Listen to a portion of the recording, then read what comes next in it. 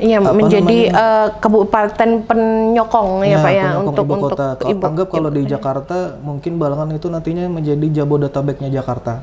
Nah, kita harus mempersiapkan diri sedini mungkin, jangan sampai nanti pemuda-pemuda Balangan ini menjadi penonton dengan eksodus mungkin orang-orang luar ke daerah kita. Ya, sebenarnya pemuda-pemuda kita harus mempersiapkan diri dari segala aspek, baik mungkin.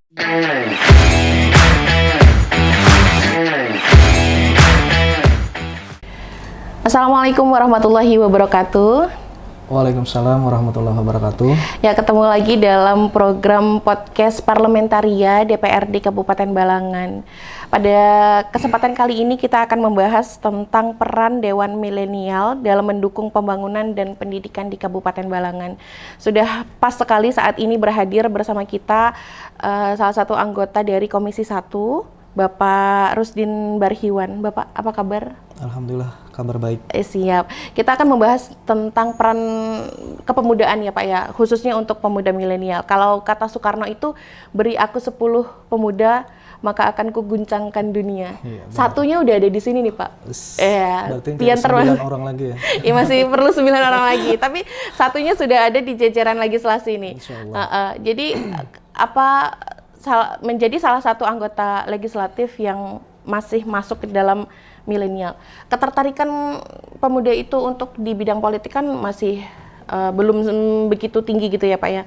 Dari diri Pian sendiri nih Pak, jadi awal bisa masuk ke dunia politik sampai akhirnya punya peran besar seperti saat ini sampai menduduki di jajaran kursi legislasi, seperti apa dulu awalnya Pak? Mungkin ini bermula Mbak Reni ya, dari latar belakang. Saya dulunya kan mungkin merupakan salah satu aktivis di Kabupaten Balangan, khususnya di Kecamatan Paringin. Kita beberapa kali itu melakukan kegiatan demo ya untuk kepentingan masyarakat secara luas. Khususnya kemarin pada saat kita mengadakan aksi peduli Jalan Banua, itu kalau tidak salah di tahun 2016, itu adalah salah satu aksi kita memprotes terkait hancurnya jalan di wilayah Kabupaten Balangan karena armada Semenkon.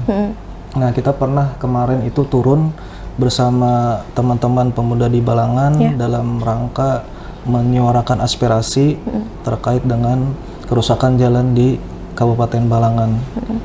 Jadi waktu saat turun ke jalan itu lalu tergerak hati bahwa ketika punya posisi di legislasi mungkin perannya akan lebih besar gitu ya Pak ya dalam waktu itu. Dari hal-hal tersebut ya timbul pemikiran. Betul. Kita sudah terbiasa menyampaikan aspirasi masyarakat lewat parlemen jalanan. Nah, kenapa kita tidak berpikir untuk menyuarakan aspirasi masyarakat itu ke hal yang lebih tinggi lagi kan? Nah, makanya saya ada ketertarikan untuk terjun ke dunia politik dalam rangka menyuarakan aspirasi masyarakat yang lebih memiliki kewenangan. Nah, di dalam jabatan sebagai anggota dewan. Ketika waktu ingin terjun ke dunia politik itu pendekatan kepada masyarakatnya seperti apa Pak? Kalau dari anak muda itu kan mungkin ada cara berbeda gitu Pak. Ya, sebenarnya jauh-jauh hari sebenarnya saya kan sudah aktif dalam kegiatan keorganisasian. Dari tahun 2013 mungkin kita sudah aktif di keorganisasian, kita turun ke lapangan bersama rekan-rekan pemuda di Balangan, terutama dalam hal kegiatan sosial. Nah, dari sini karena kita sering turun ke masyarakat dalam hal melakukan kegiatan sosial, membantu masyarakat yang terkena musibah, masyarakat banyak yang kenal dengan kita. Jadi pendekatannya dari kegiatan itu ya Pak ya? Kegiatan-kegiatan sosial pada saat itu. Nah, kemudian mungkin ada nilai plus. Kebetulan sebenarnya saya ini sebelum menjadi anggota dewan merupakan salah satu honor di Sekretariat DPRD Kabupaten Balangan. Jadi mengetahui sudah bagaimana tupoksinya lah ya istilahnya. Kemarin itu kalau tidak hilap saya mengabdikan diri sebagai honor itu hampir 13 tahun. Nah, kalau kita hitung 13 tahun itu berarti ada 3 kali berganti anggota DPRD. Betul. Kalau kita kalkulasikan satu periode itu 25, kita kali 3 berarti ada 75 karakter anggota dewan. Nah, yang mana yang baik saya ambil sebagai khasanah pengetahuan politik saya pribadi, yang mungkin ada hal yang kurang baik, saya jadikan cermin untuk tidak saya lakukan dalam hal kita dalam dunia politik. Kalau berbasis dari pengalaman kan mungkin tidak semua pemuda memiliki pengalaman yang sama ya Pak ya. Tapi menurut Pian Pak, supaya ketertarikan terhadap politik itu juga bisa dirasakan juga oleh generasi muda di Balangan seperti apa Pak? Ya, tergantung dari konsep teman-teman pemuda kita. Kalau kita mengingat salah satu pepatah, yaitu pemuda yang sekarang adalah pemimpin di masa depan. Betul. Nah, otomatis pemuda-pemuda saat ini merupakan penyambung tongkat estafet dalam melanjutkan kepemimpinan yang akan datang. Ambil contoh, pada saat ini mungkin bupati kita tidak mungkin beliau akan menjabat terus-menerus, pasti nanti akan berganti kepemimpinan, dan pada saatnya nanti ada pemuda-pemuda saat ini yang akan berperan dalam mengisi kepemimpinan. Begitupun anggota dewan. Anggota dewan yang tua-tua kan pasti mungkin ke depan akan berganti. Nah, maka ini akan diisi oleh anak-anak mudanya. Anak-anak mudanya. Nah, makanya teman-teman yang memang ingin memberikan kontribusi untuk Kabupaten Balangan, jangan takut untuk terjun ke dalam dunia politik.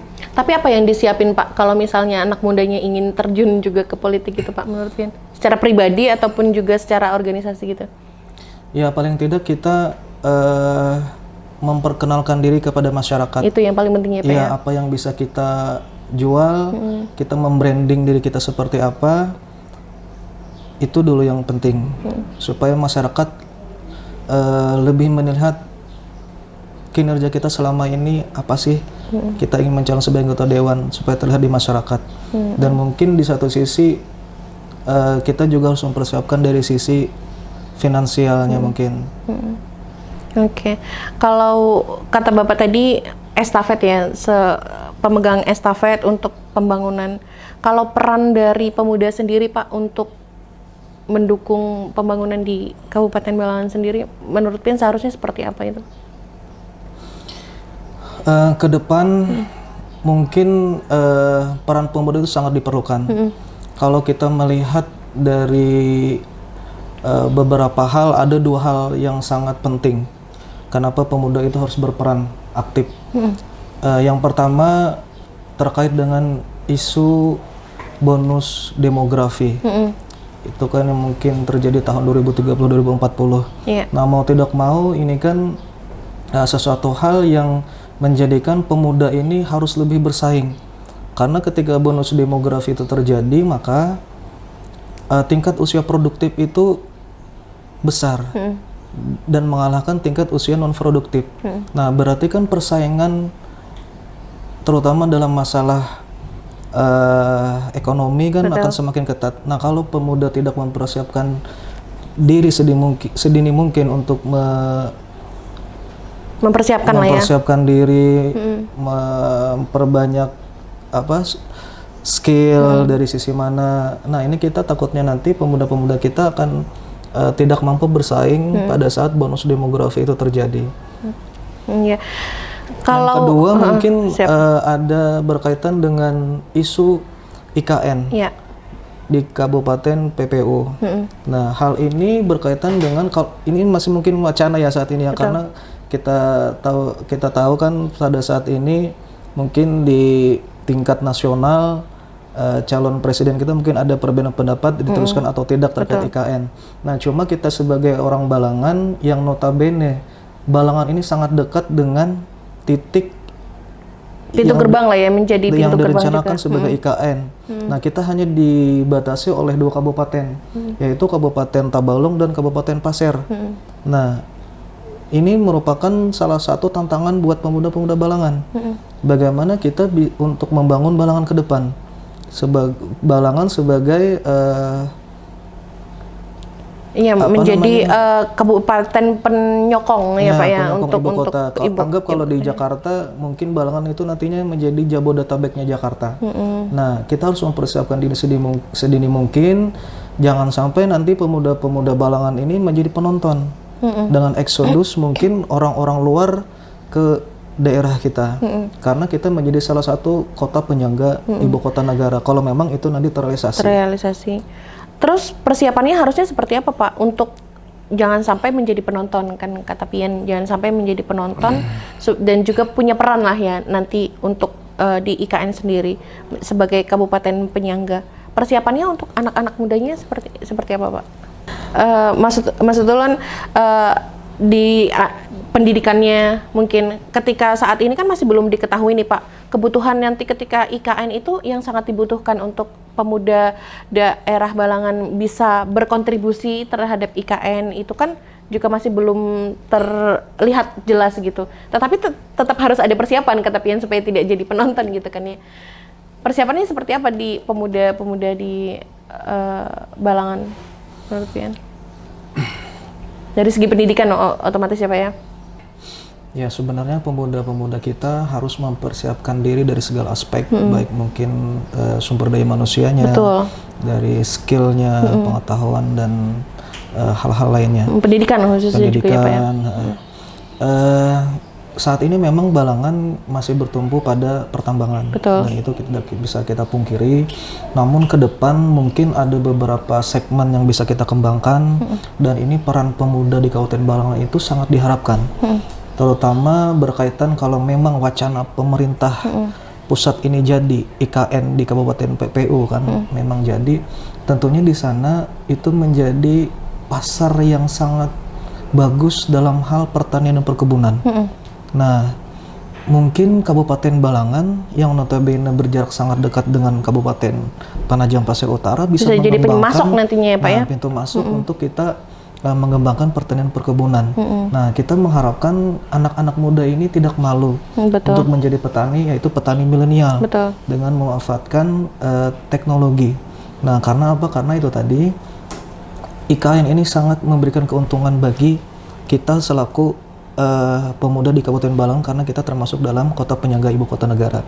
Nah, yang kedua mungkin dari segmen ekonomi kreatif kepemudaan, UMKM dan ekonomi kreatif kepemudaan. Nah, ini yang berkelanjutan. Nah, dan ini sudah mendapatkan lampu hijau dari pemerintah daerah.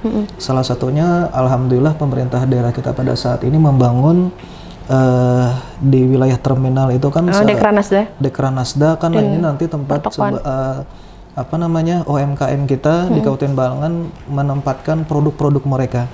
Nah, hal ini merupakan bagian dari upaya pengembangan ya. Nah, upaya pengembangan dari pemerintah daerah bagi milenial kita yang ingin mengembangkan UMKM dan ekonomi kreatif. Nah, kalau dari melihat pertanian itu lebih ke arah pedesaan ya Pak ya istilahnya, karena memang UMKM mungkin di pedesaan dan juga perkotaan. Kalau untuk kepemudaan yang di desa, Bapak kan secara jadi anggota dewan kan juga sering tuh kayak belusukan lah istilahnya, ikut kegiatan, menghadiri kegiatan di masyarakat. Melihat tuh seperti apa Pak sekarang, pemudanya sudah banyak yang ikut terjun juga kah Pak dalam kegiatan-kegiatan seperti itu Pak? Sebagai salah satu anggota dewan yang mungkin dianggap dewan milenial, beberapa kesempatan pada saat reses di masa sidang, saya beberapa kali itu langsung terjun ke teman-teman milenial, mengundang organisasi-organisasi kepemudaan maupun Karang Taruna di tingkat desa. Nah, banyak hal-hal yang menjadi aspirasi teman-teman. Nah, saya lihat ini merupakan salah satu bentuk dari pemikiran maju teman-teman pemuda di tingkat desa dalam mereka sudah berani menyampaikan gitu ya Pak ya? Mereka sudah berani menyampaikan, dan alhamdulillah ada beberapa aspirasi teman-teman pada saat kita reses itu yang kita tampung, dan alhamdulillah ada beberapa yang sudah bisa kita realisasikan di tahun anggaran. Nah, ketika Bapak menceritakan itu kan memang sudah sesuai dengan ritmenya ini. Bapak mendengar aspirasi dari pemudanya, Bapak tampung, akhirnya terrealisasi. Tapi Pak, keluhan yang biasanya atau keinginan yang biasanya disampaikan oleh pemuda saat Bapak turun ke lapangan itu perihal apa itu, Pak? Dalam beberapa kesempatan reses di masa sidang yang saya lakukan di Dapil, memang banyak aspirasi dari teman-teman pemuda kita. Itu salah satunya dari masalah untuk meningkatkan ekonomi, terutama dari sisi usahanya, dari sisi usaha. Nah, ada beberapa aspirasi dari teman-teman yang alhamdulillah bisa terrealisasikan. Seperti apa itu Pak, misalnya Pak? Ambil contoh kemarin itu ada usulan dari teman-teman berkaitan dengan usaha untuk pencucian motor. Alhamdulillah kita tampung dalam berita acara reses dan kita sampaikan ke SKPD teknis terkait lewat Bapeda. Alhamdulillah bisa terrealisasi. Dari melihat dari yang sudah Pian lakukan itu kan sebenarnya masyarakat itu tuh juga tidak ingin hanya berpangku tangan gitu ya Pak ya, untuk meminta hasil, istilahnya bukan kada minta iwak tapi minta pancing kan kayak itu. Ya akhirnya Pian memberikan itu. Nah, sebenarnya potensi itu tuh masih banyak ya Pak ya, tinggal menunggu penyerapan aspirasi itu dari pemudanya itu ya. Dari pemudanya hendak apalagi istilahnya itu. Nah, Pian tuh menakuni ke masyarakatnya itu kayak apa? Ya mungkin sebagai salah satu Dewan Milenial, fokus saya pribadi mungkin lebih banyak kepada segmen bagaimana kita membantu pemuda-pemuda di Balongan untuk bisa berkembang. Dari usaha gitu ya Pak dari ya? Usaha, dari masalah peningkatan SDM-nya, karena kebetulan kita di Komisi 1 juga kita perjuangkan. Untuk ini Pak, ke kualitas pemuda organisasi, salah satunya ulun melihat Pian juga concern untuk organisasi kepemudaan di bidang olahraga. Belum lama ini kan juga ada melakukan kegiatan di bidang olahraga sendiri. Silakan ini. Silakan. Jadi dalam di bidang itu Pak, peran serta Pian seperti apa? Alhamdulillah pada saat ini memang ada beberapa teman yang kebetulan dia menjabat sebagai ketua cabur. Nah, mungkin karena memang ada rasa nyaman karena mereka itu sering menyampaikan aspirasi berkaitan dengan usulan-usulan, apakah itu terkait venue cabur ataupun berkaitan dengan hal-hal yang dibutuhkan untuk latihan. Khususnya kemarin saya ada melakukan reses di masa sidang ketiga tahun 2023 kemarin, itu ke salah satu cabur, itu cabur pencaksilat. Nah, di situ kan ada di Balangan ini salah satu pemusatan latihan pencaksilat, yaitu Trate Sport Center. Nah, alhamdulillah kemarin itu kita berdiskusi, jadi kita bisa memahami apa yang diperlukan oleh teman-teman di sana, apa yang diperlukan oleh atlet. Nah, kebetulan mereka ini sudah memberikan prestasi luar biasa, baik itu di tingkat provinsi maupun tingkat nasional. Nah, salah satu yang mereka menjadi keluhkan kemarin itu adalah berkaitan dengan matras bela diri. Nah, untuk latihan. Nah, kemarin kita tampung aspirasi dari teman-teman tersebut, dan insya Allah di tahun 2024 mudah-mudahan ini bisa terrealisasi melalui SKPD terkait. Iya. Setelah dari beberapa tahun Pian menjadi anggota ini kan sudah terlihat lah Pak pengembangannya atau peningkatannya dari kepemudaan sendiri di Balangan sendiri. Dari yang reses kan bukan hanya tahun ini ya Pak ya, tahun sebelumnya juga sudah dilakukan, dan sebelumnya sudah dilakukan. Ada terlihat hasilnya sudah Pak dari yang tahun-tahun sekarang sampai sekarang itu perbedaannya seperti apa? Ya, kalau kita bicara hasil mungkin tidak bisa langsung terlihat. Nah, kita mungkin step by step, mungkin teman-teman anggota dewan yang lain juga memiliki fokus juga untuk pengembangan, terutama di kepemudaan, dan kita saling bersinergi bagaimana masalah kepemudaan di Kabupaten Balangan ini bisa kita tingkatkan sama-sama, baik itu dari peningkatan sumber daya manusianya maupun dari kita membukakan lapangan pekerjaan. Ke kualitas sumber daya manusia kata Pian kan, kaitannya juga sangat erat juga dengan pendidikan. Ulun juga tahu bahwa Pian juga aktif di situ di bidang pendidikan. Apa saja Pak yang sudah digerakkan di bidang itu Pak? Salah satu yang kita perjuangkan di tahun 2024 itu salah satunya adalah berkaitan dengan pendidikan dan pelatihan tenaga kerja. Nah, ini kita kemarin mengusulkan kepada Dinas DPM PTSP Nakertrans ya. Nah, insya Allah nanti mudah-mudahan bisa terrealisasi. Kita perjuangkan lewat kewenangan kita di anggaran. Mudah-mudahan terkait dengan pelatihan dan pendidikan untuk pemuda di Balangan ini bisa terrealisasi, khususnya pelatihan untuk alat berat dan berbagai macam sih kemarin itu. Ada alat berat, ada menjahit bahkan juga ada kan. Itu kemarin kan ada diserahkan 1.600 ya Pak ya, ada 1.600 sertifikat itu dari pelatihan ataupun juga magang untuk peningkatan SDM kita. Kalau melihat dari situ kan istilahnya antusias dari pemudanya itu luar biasa sekali juga ya Pak ya untuk sangat ikut luar itu. Biasa. Diharapkannya juga tahun depan ada lagi ya Pak ya dengan program seperti itu? Ya, insya Allah di tahun depan kita tetap akan perjuangkan terkait anggaran untuk pelatihan dan pendidikan, terutama untuk pemuda-pemuda di Kabupaten Balangan dalam hal ketenagakerjaan. Kalau untuk itu kan ini menjadi kaitannya juga sama bagaimana dari pihak perusahaan menggunakan SDM yang dari daerah agar tidak selalu mengambil dari luar daerah. Ada pernah ini juga nggak Pak?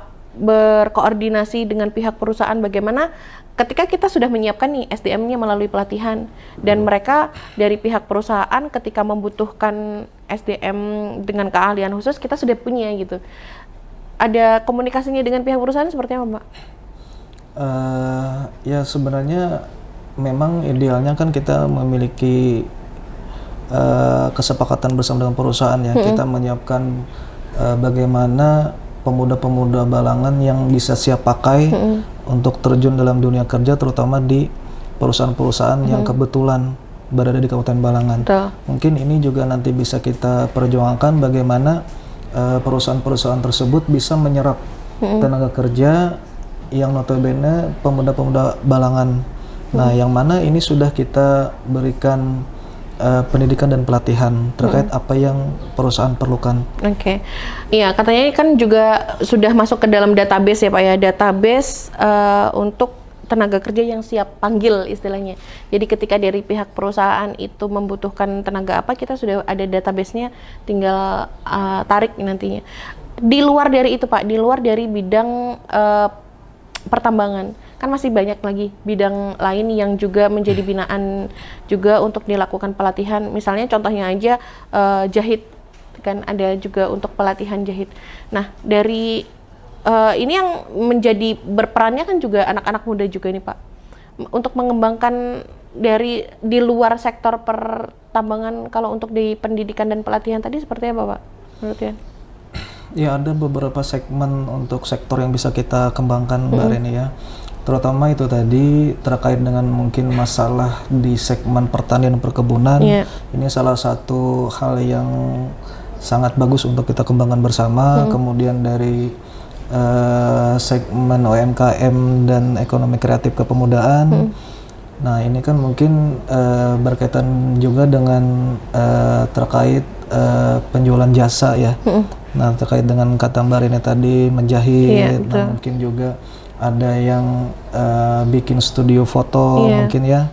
Nah, ini insya Allah kita akan terus perjuangkan bersama apa yang menjadi aspirasi dari teman-teman kita di masyarakat. Terakhir mungkin Pak, melihat secara keseluruhan kualitas pemuda di Balangan ini seperti apa, dan pian punya angan-angan kan Pak, pasti hendaknya tuh pemuda Balangan nanti punya perannya seperti apa, baik itu untuk pembangunan di Kabupaten Balangan ataupun secara luas gitu Pak. Ya, kalau bicara harapan, sangat banyak harapan kita untuk pemuda Balangan. Betul. Terutama dalam menghadapi dua isu krusial yang saya sebutkan tadi kan. Pertama, isu terkait dengan pemuda-pemuda bukan hanya Balangan sih sebenarnya, tapi karena kita bicara pemuda Balangan, ya pemuda-pemuda Balangan ini akan menghadapi yang namanya bonus demografi. Nah, itu tadi di tahun 2030 mungkin hal ini sudah terjadi, yang mana nantinya usia produktif itu akan lebih banyak daripada usia non produktif. Otomatis ini menjadikan persaingan akan semakin pesat ketat. gitu. Nah, kalau kita tidak mempersiapkan diri sedini mungkin, maka kita akan tertinggal dari orang lain. Nah, ya kita berharap pemuda-pemuda Balangan ini bisa berperan aktif dalam memperkaya sumber daya dan skill diri untuk bisa bersaing dalam menghadapi bonus demografi. Yang kedua berkaitan dengan wacana pemerintah pusat kita untuk memindahkan IKN ke Kabupaten PPU. Nah, hal ini juga menjadi tantangan bagi pemuda-pemuda Balangan yang notabene kita merupakan salah satu kota penyangga ibu kota negara. Nah, karena jarak antara Kabupaten Balangan dan Kabupaten PPU ini sangat dekat.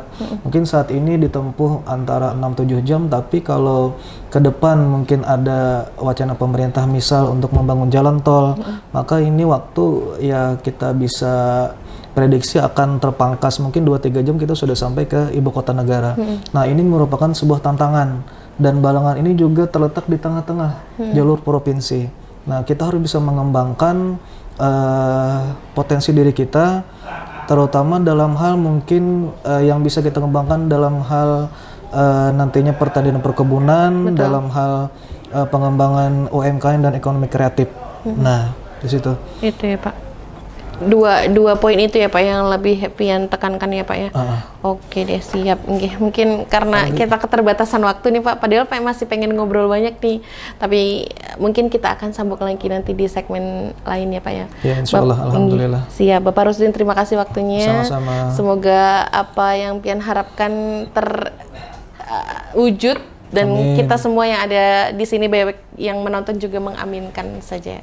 Insya Allah. Siap. Mungkin ya, demikian adalah perbincangan kita dalam segmen Parlamentaria. Peran pemuda sangat besar, dan kata itu memang tidak hanya diucapkan, tetapi juga perlu wujud konkret, karena pemuda sebagaimana Bapak Rusdin katakan itu sebagai pemegang estafet pembangunan nantinya di masa depan. Betul, dan itu sudah harus dipersiapkan dari sekarang, dan harapan kita semua jelas bahwa pemuda tidak hanya mengikuti arus, tetapi juga menjadi pioner, menjadi calon pemimpin, karena masa depan Kabupaten Balangan juga ada di tangan pemuda saat ini ya Pak ya. Oke, mungkin kita cukupkan untuk segmen kali ini. Ketemu lagi di segmen lain di podcast Parlamentaria DPR di Kabupaten Balangan. Terima kasih. Wassalamualaikum warahmatullahi wabarakatuh.